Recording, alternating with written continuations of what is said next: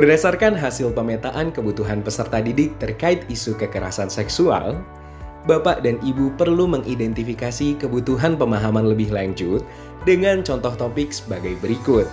Topik-topik ini bisa ditujukan untuk peserta didik, orang tua, ataupun untuk semua warga satuan pendidikan.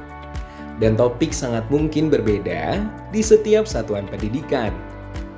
Jadi, daftar ini hanya contoh dan dapat ditambahkan sesuai kebutuhan di masing-masing satuan pendidikan Bapak dan Ibu.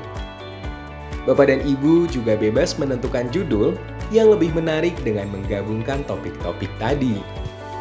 Dari daftar di atas, kita bisa mengusulkan kepada kepala satuan pendidikan dan guru kelas untuk mengintegrasikan topik tertentu dalam proyek profil.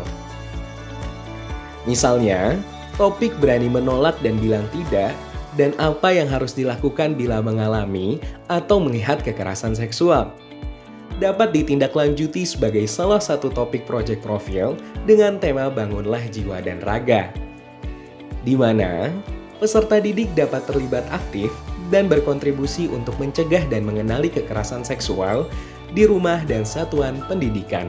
Selanjutnya, Bapak dan Ibu bisa membuat tabel dan menentukan perencanaan yang akan dilaksanakan selama 1 tahun ajaran. Perencanaan dapat dibagi menjadi per 3 bulan atau per kuartal untuk mempermudah pemetaan kegiatan dan perencanaan pelaksanaannya. Kolom juga dapat ditambahkan untuk menentukan siapa sasaran dari kegiatan tersebut. Lalu setelah itu, kita dapat terlebih dahulu memasukkan apa yang sudah kita lakukan dalam proses pemetaan kebutuhan peserta didik. Seperti observasi dan kegiatan pemetaan kebutuhan peserta didik, serta proses analisisnya. Observasi di awal tahun ajaran dilakukan sebagai bagian dari pemetaan kebutuhan peserta didik dan untuk melihat perkembangan dari program yang direncanakan. Observasi juga perlu dilakukan lagi di setiap kuartal untuk melihat perkembangan dari program yang direncanakan. Berikutnya, Bapak dan Ibu dapat memasukkan program dan kegiatan yang akan dilakukan ke dalam baris berikutnya pada tabel.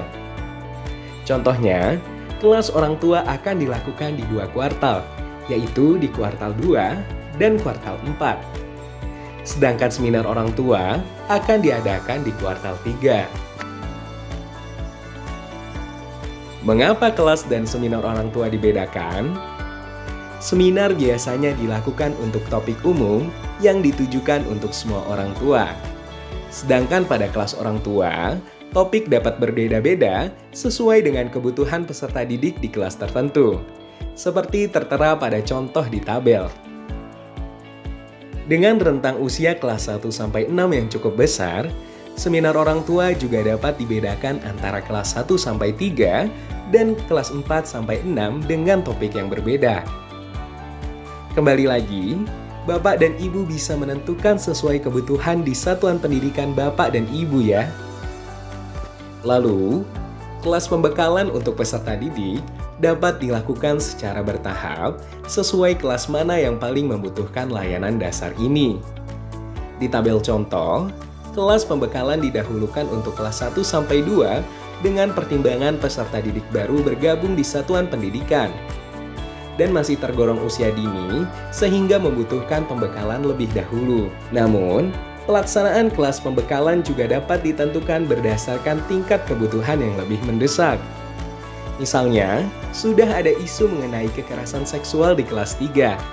Maka, kelas pembekalan untuk kelas 3 dapat dilakukan terlebih dahulu. Pada contoh terlihat kelas pembekalan akan berlangsung selama 2 kuartal dengan mengingat ada beberapa topik kegiatan yang akan dilaksanakan tersebar dalam rentang 2 kuartal tersebut. Demikian seterusnya. Bapak dan Ibu dapat memasukkan semua kegiatan layanan dasar atau layanan lainnya pada tabel yang sama. Tabel ini dapat dijadikan sebagai pengingat pelaksanaan dan persiapan pelaksanaannya.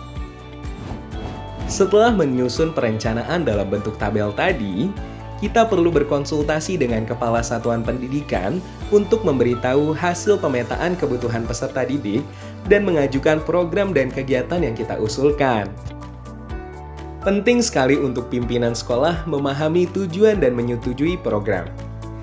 Persetujuan ini diperlukan terkait dengan waktu pelaksanaan dan juga anggaran yang dibutuhkan agar program ini berjalan dengan baik. Setelah perencanaan layanan dasar disetujui oleh pimpinan satuan pendidikan, kita dapat melanjutkan perencanaan yang lebih detail agar pelaksanaan program dapat berjalan dengan lancar dan sesuai tujuan. Bagaimana pelaksanaannya akan dibahas di video berikutnya ya.